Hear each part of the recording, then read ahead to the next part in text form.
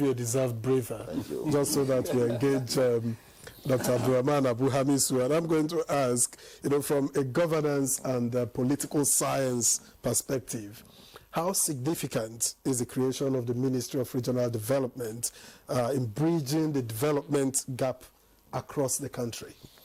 Well, thank you so very much for this very particular important question. You see, one of the things that we've done that I found to be totally unacceptable was the balkanization of the regions into states.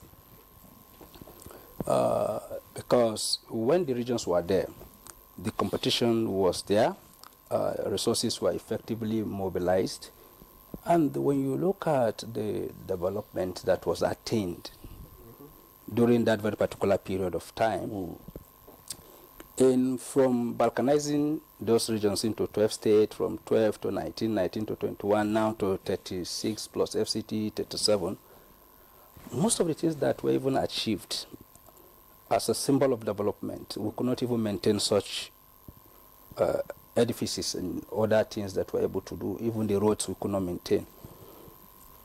I'm sorry to say, for instance, in the north, I would explain it that almighty ABU Zaria had to suffer some consequences because it was not able to pay power bill. You go to Amdala Hotel, it's still the same thing, the roads.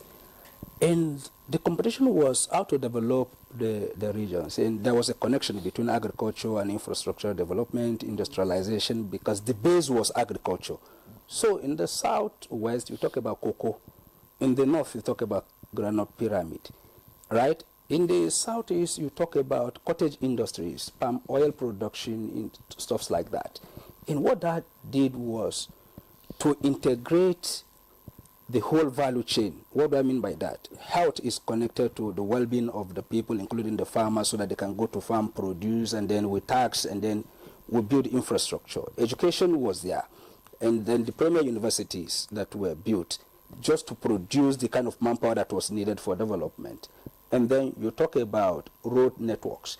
Though quite few, but they are connecting business activities to the extent that a farmer could, as far back as 1940, when you read Walter Rodney, he talked about the development of the railway. He said from the hinterland to the sea for the evacuation of what? Resources. This is to tell you the connection between infrastructure and trade. Okay. So he said that those things were not meant to enable Africans to travel to go and visit their loved ones in the villages, but to evacuate what? Product, which means that these channels have been what? Established. So what do we need to do? To build on it, right? So during regional system of government, the weight was there, the balance was there, the resources are highly galvanized, they know where to channel it and put it. But with the balkanization, everybody become a king and there is a tough war. So we're not going to do this because it's not our thing. So it's a federal government thing. So even if it is our resources, only very few governors utilize their state resources to build federal roads because they feel that it is becoming a death trap that is killing their people. But again, on the flip side again, by the time they spend their resources to build federal roads, reimbursement becomes a problem. So with development commissions like this, I'm thinking that those stuff, right, will be bridged. And then there will be that interconnectivity at regional level. Now, on paper is easy, but in practice it's always most difficult. I know the Honorable Minister may not want to speak to some of these issues, but we're aware of some of these issues because the problem is not even in the policies. The problem is in procurement. Who gets to spend what money and on what? And this has been the problem over time, that some agencies cannot collaborate.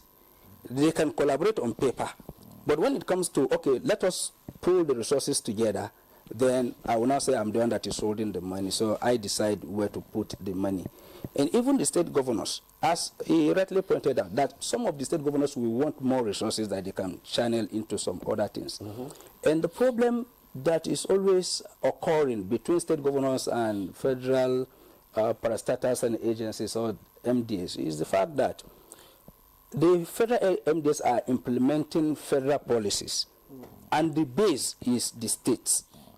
And by the time you go to the state, the next thing the state governors will tell you is, we represent the people, we won't sit here and you come and impose on us. We will decide what we go. But forgetting that these MDAs have federal mandate to implement, and you people have to complement one another, where your resources cannot really be able to make impact.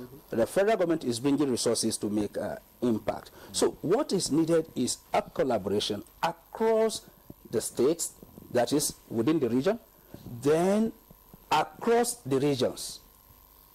Is a two-way thing, then top down or bottom up.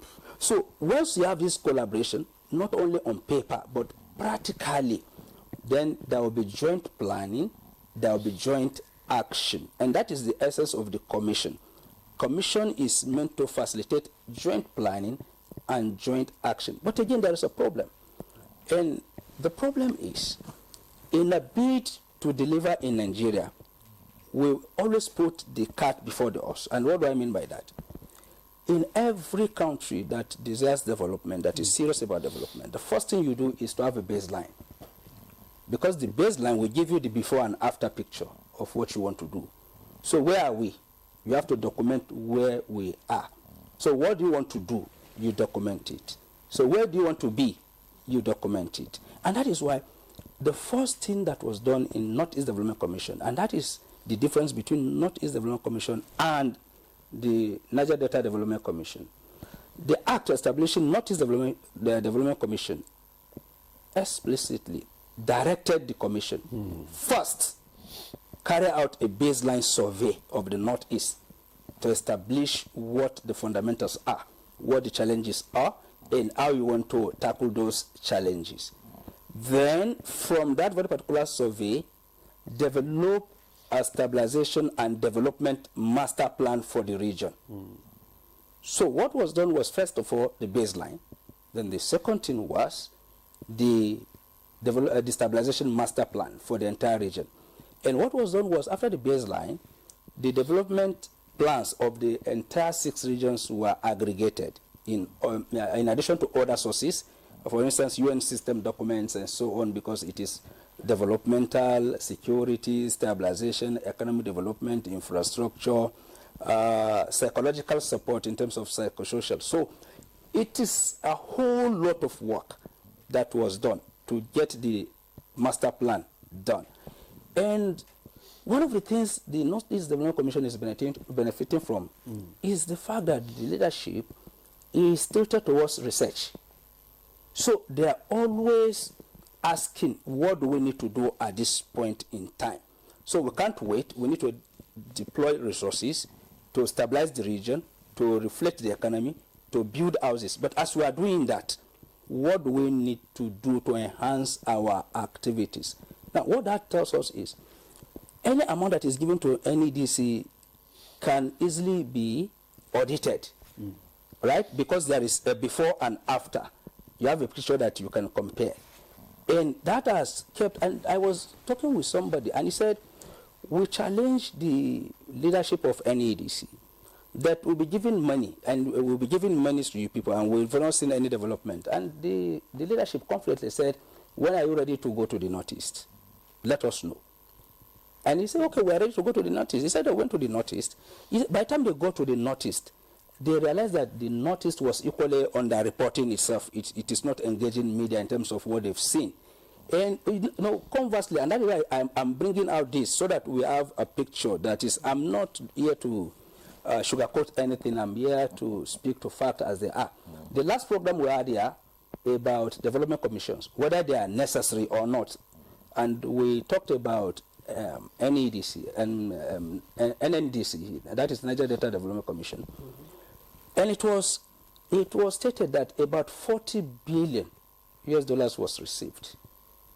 And when you place it on the table and the development that has been achieved, the leadership crisis, you come to realize that a lot has not been achieved in terms of the kind of development people want to see, in terms of development the people of Niger Delta want to see.